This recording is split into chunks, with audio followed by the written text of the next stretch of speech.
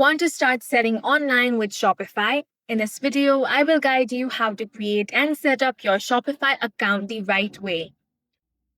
First of all, you want to launch Open any web browser and search Shopify. Now head over to shopify.com.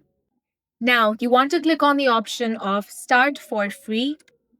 This will prompt you to start your free trial, which is 3 days free. Now, you can sign up using your email, Google account, Apple account, or Facebook account. Select whichever option you want. In this video, I'm going to select sign up with email. Now, enter your email address, then create a password. Make sure to create a strong one. Click on Create Shopify account option. Now it's time to log in. Enter your email, then enter your password and click on the login option. Now review your security settings, change anything if you want. Then you can select the best plan for you. Plans include basic, grow, and advanced. Select whichever you prefer, or you can skip this for now.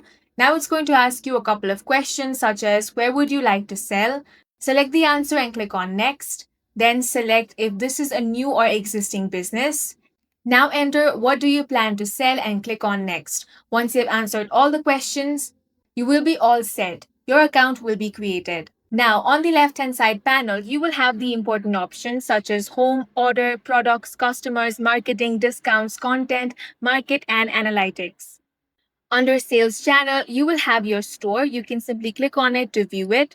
From here, you can customize themes, add pages, and preferences.